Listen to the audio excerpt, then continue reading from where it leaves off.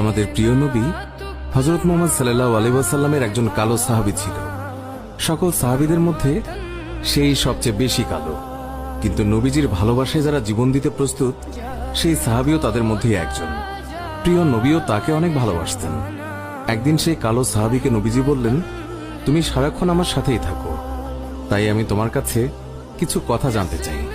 তখন সাহাবী নবীজির কাছে মাথা নিচু করে বলল, হুজুর, আমার জান হাজির আপনার জন্য, আপনি শুধু বলুন কি জানতে চান।